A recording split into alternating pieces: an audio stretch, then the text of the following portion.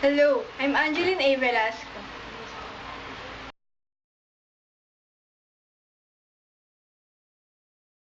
I'm Maria Jameline G. Mendoza.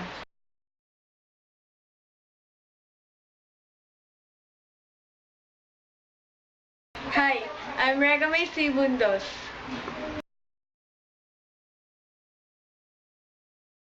I'll demonstrate to you the proper PC assembly and disassembly. At first, I will be the one to explain to you the proper PC disassembly, while I will be the one who will demonstrate to you the proper PC disassembly. And I'm the one to hold the camera. While in PC assembly, I'm the one to hold the camera, while I will be the one to demonstrate to you the proper PC assembly. And I'm the one who will explain to you the process in PC assembly.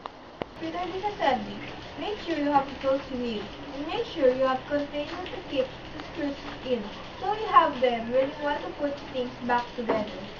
We have Phillips screwdrivers, slot screwdriver, and brush for cleaning after we disassemble the system unit.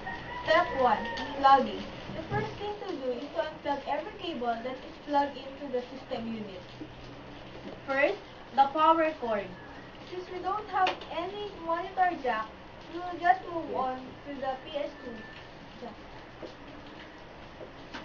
PS2 jack and the USB for mouse.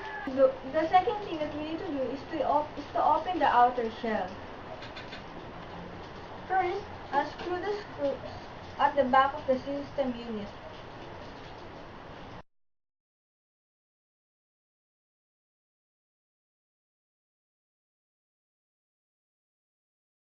Once the screws are moved, we can also remove the outer shell.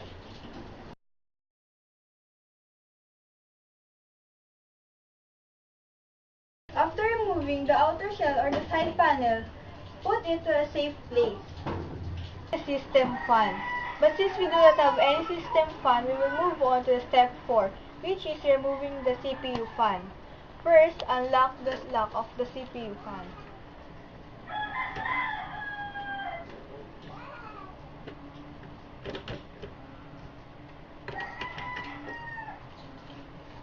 Step 5. Power supply unit. The first thing to do is to unplug every wire coming from the power supply.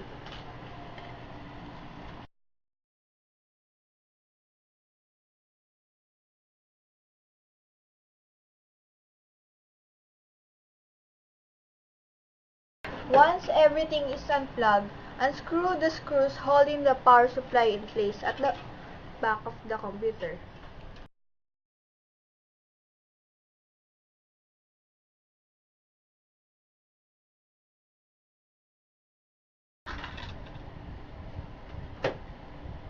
Next, push the power supply from the outside, then lift it out.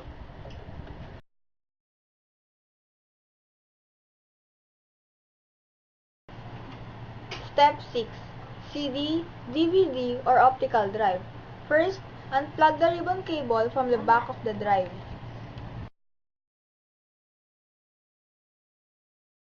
Then, unscrew the screws attached on it.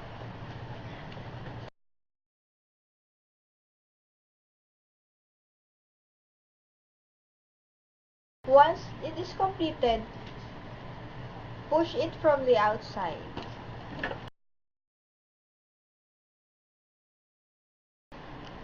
Step 7. Hard drive. First, unplug the ribbon cable from the back of the drive.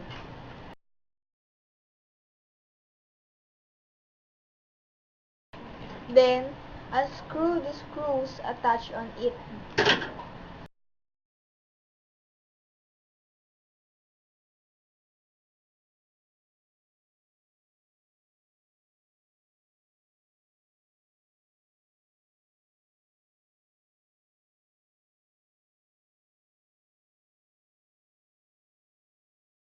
Then, lift it out.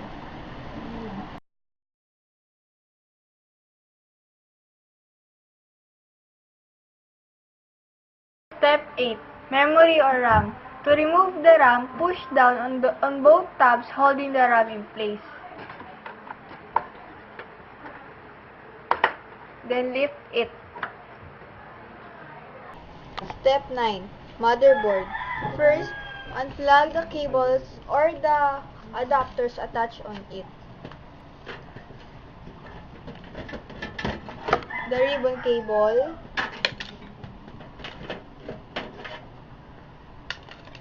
the other wires, and the adapter. Unscrew the screws attached on it.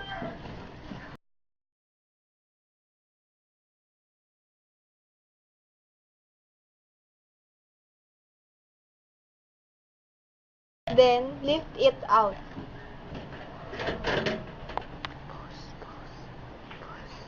At last, we've successfully disassembled our system units.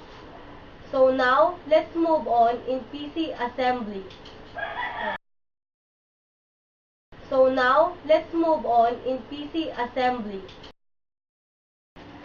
The first step in assembling PC is to prepare your workplace, including taking inventory, make space, make time, and grounding protection. We have here the CPU fan, the hard disk, the memory, the optical drive, the cable, the motherboard, the power supply, and especially the chassis. After naming each part, the next step is to prepare the motherboard. After preparing the motherboard, the next step is to install the CPU. But installing CPU, you must use the unlocking mechanism to open the CPU socket, which is usually a lever. The next one is carefully line up the pins and place the chip in its socket. After installing the CPU, the next step is to install the CPU heatsink. But to install the CPU heatsink, you must attach the clip that holds the heatsink in place, keeping in mind that it may require a fair amount of force. The next step is to install the memory.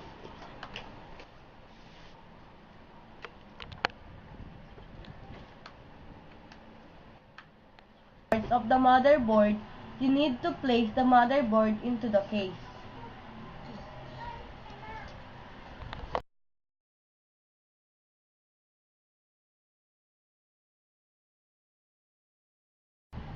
You need to attach the motherboard using screws.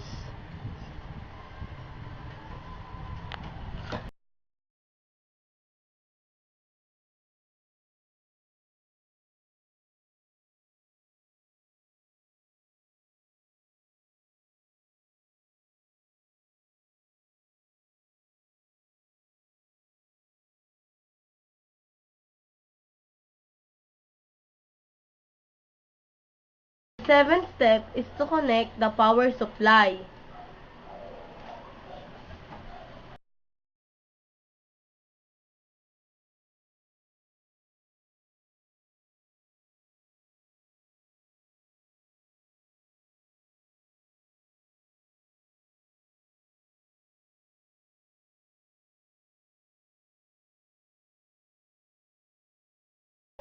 After connecting the power supply, the next thing to do is to connect or plug all the cables, specifically the motherboard.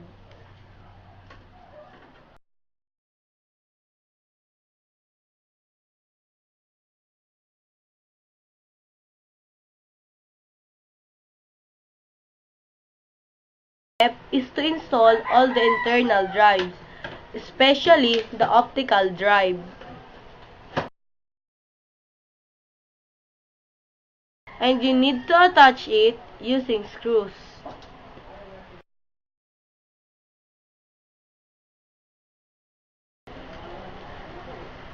After the optical drives, the next one is the hard disk drives. Also, you need to attach it using screws.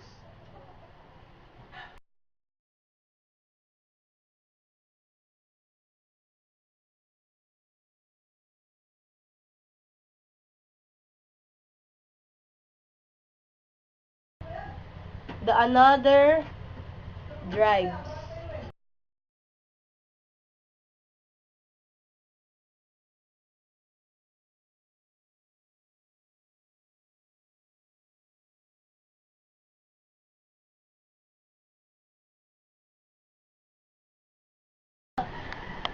After installing all the drives, the next thing to do is to plug all the cable that is for optical drive and for hard disk drives.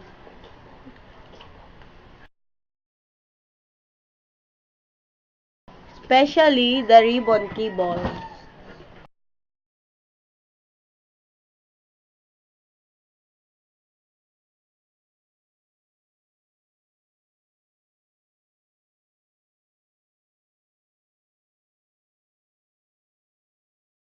Placing all the parts inside the chassis, the last step is to attach the side panel.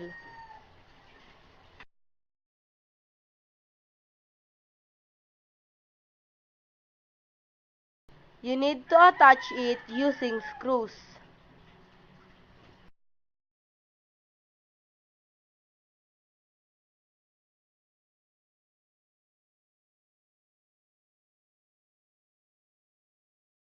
We are successfully assembling the PC.